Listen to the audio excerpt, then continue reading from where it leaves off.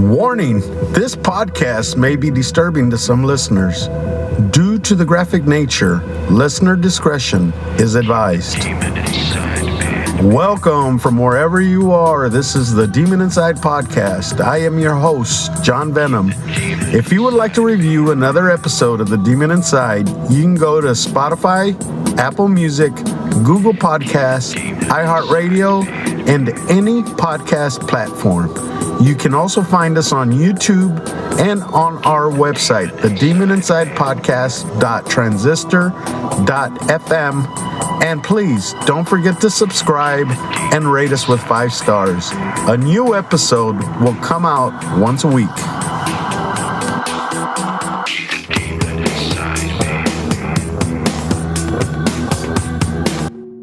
Hello, my Demon Insiders, and welcome back to the Demon Inside. I'm your host, John Venom, and today we are going to be talking about the Demon Inside, Peggy, LaBossiere, and Rachel Hilaire.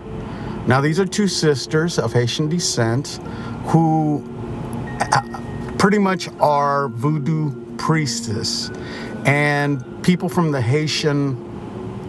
with Haitian backgrounds know these women, and it starts off pretty much with the mother of 2 kids, which is Rachel Williams. Now, before we get into that, let me go ahead and send some shout outs to a couple of people. The first shout out is to Audie, who is a salesperson at Nissan, and I've been telling her I was going to do this show for a while, and I haven't. So, Audie, this is your shout out. And also to, oh my God, one of my best friends ever. I've recently met her. She is an amazing woman. She is pretty much my new mother. Her name is Kathy, and she lives in Santa Fe, New Mexico. And we just hit it off so fast, so great. She is an amazing woman. And she also has an amazing daughter named Amy. And I'm sending them both a shout out to Kathy and Amy. And God willing, I'll be able to go visit them sometime soon. And I'm really looking forward to that. So this is their shout out to Kathy and Amy. Now let's get back to the show. So here's how it starts. Rachel Williams is a hairstylist. And primarily, she has Haitian customers because she's of Haitian descent. And during these conversations that she would have with people there, she said that her 2 children were acting strangely. Now, she has a 5-year-old little girl and an 8-year-old little boy. And she says that she felt like her kids were possessed and that they needed a cleansing, a ritual cleansing. And people in her beauty salon recommended Peggy, LaBossiere, and her sister, Rachel Hilaire. Now, these 2 ladies have done cleansings for a long time. They are 2 voodoo priestesses that have been doing rituals. As a matter of fact, one of the daughters of these ladies said that she went through some of these rituals when she was a child. Now, before I continue, let me give you warning. This is a crime against children. Nobody died, thank God. But this is in direct connection with the show that I did last time with Latarsha Williams. If you remember that show, Latarsha Williams killed her 2 kids who were 8 and 5 years old. Now, I said back then, remember those 2 ages, 8 and 5, because her 2 boys were 8 and 5, and she killed them in a ritual with a knife a few days after this incident happened. So let me tell you how this started. So Rochelle took her 2 kids to Peggy, and Peggy and her sister Rochelle, Peggy and Rachel, invited them in and kept them at Peggy's apartment for 5 days. So from here on out, what I'm gonna do is read what I've gotten so far from different articles, and I couldn't really find a police report, but this is pretty much legit what I'm about to read. So let me tell you what happened. According to the little girl, the little boy, and some of what LaBossiere says, which is Peggy. So the girl told police her mother had taken both children to Peggy's apartment, where they stayed for about 5 days. While there, Peggy threatened to cut her brother's head off with a large knife or machete, and repeatedly tied her down, binding her feet together and affixing her hands to a long stick above her head. Now, this was accomplished with her mother, Rochelle Edens, and the sister, Rachel Hilaire, holding her down. The little girl says that Peggy moved around her face like a snake and cut her arm and collar area with a sharp object so that she bled. The girl also said that Peggy put water and a lemony substance in her eyes, and the mixture induced a cold and nasty feeling, and that it hurt. The girl said she was left like this until her mother returned from work that day.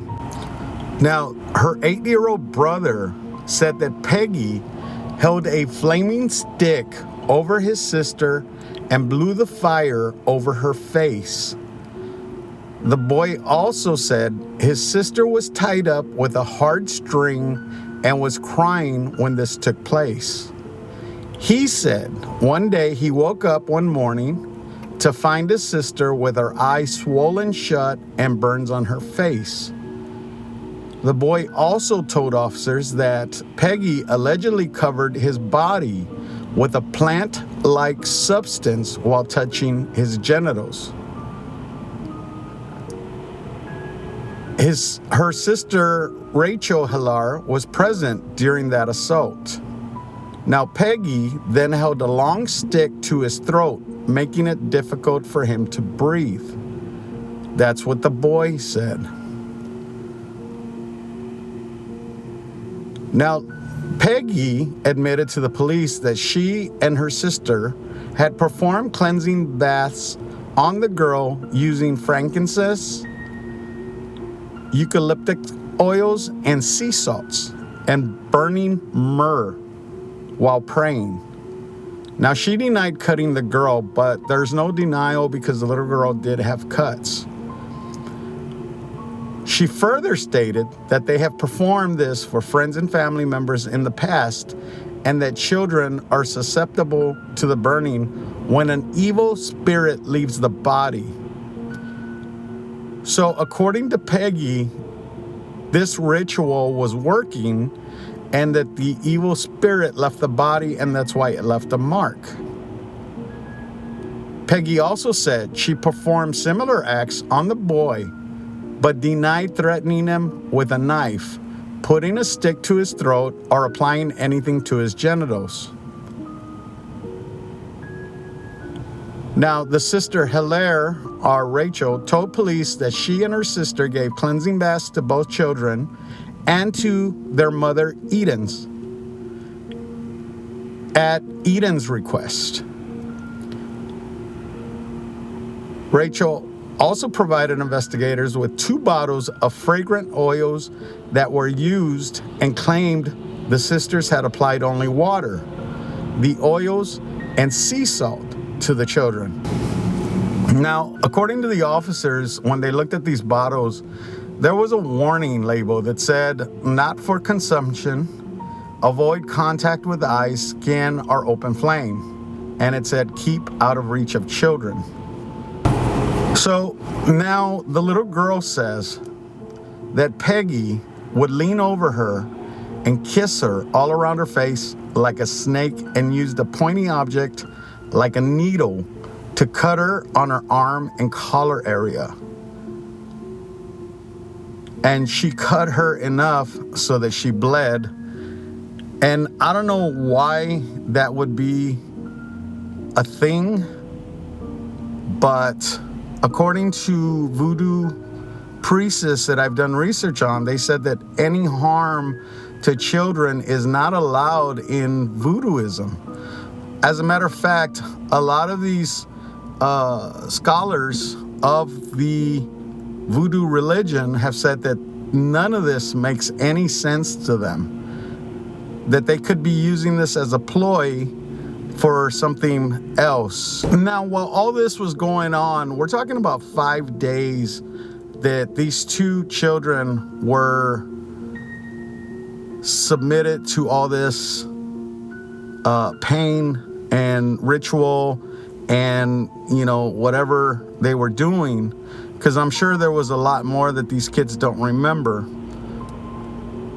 But during these 5 days, people got concerned, especially the family members of these two children. So they called the police to do a welfare check, and they ended up going to Peggy's house. And now when they saw the little girl, the police, they saw that she had a burn mark on her face. According to medical records, that burn mark is going to last a lifetime. She was medically disfigured. That's when the daughter and the son were taken away, and this is when the case kind of turns on itself, because they're going to charge Peggy and Rachel with crimes against children, with assault, with inappropriate things or whatever. And the mother is pretty much right away sent to a hospital for an evaluation of her mental state. The kids are sent, to, I guess, relatives. They don't really say what happened to them, but these kids were saved from whatever could have happened. Who knows how long they would have stayed there until these two women decided that they were no longer possessed. At the end of this case is when they were both dropped. All charges were dropped against them. To me, it doesn't make sense, because it was child abuse. It was assault. But at the end of this whole thing, the prosecuting attorney said they didn't have enough to prosecute, and that the children refused to testify. And without that, they weren't able to have a case against these two women. Now, you got to remember, too, these are people of Haitian descent. They believe in voodooism, just like a Catholic would believe in his religion, just like a Christian would believe in their religion. Now, as far as me being a parent, I couldn't see somebody hurting my child thinking that this was helping them. These are scars these kids are going to have for the rest of their life. And yet, the mother was 100% in on it. Now, why did I do this show? Because like I said, the last show we did was about Latarsha, who was not a voodoo priestess, but she did kill her two sons, who were 8 and 5, just like these two kids, in the same town, 5 minutes away from each other. As a matter of fact, when all 3 of these women were arrested, which was Peggy, Rachel, and Latarsha, they were all in the same jail waiting for the trial, their trials. how do you see that in this entire world, within a couple of weeks of each other, or a few days of each other, this crime happens where it's a voodoo ritual, or under the guise of a voodoo ritual, of a 5 and 8-year-old, and then a mother with a 5 and an 8-year-old, since those two first children were not killed, because remember, they were threatening to chop the head off of the 8-year-old little boy. Who knows what intentions they had on the little girl during this ritual? Latarsha, a few days later, said that the first ritual on her oldest child didn't work. So she had to continue on the second child. And both of those children died. So, doing this ritual for 5 days, were these two children eventually going to die? I believe they were. I believe that this demon, because I believe that this was a ritual or a sacrifice for this demon. Maybe somewhere down in the past, people were bringing rituals to this demon, and it was in the guise or disguise of voodooism.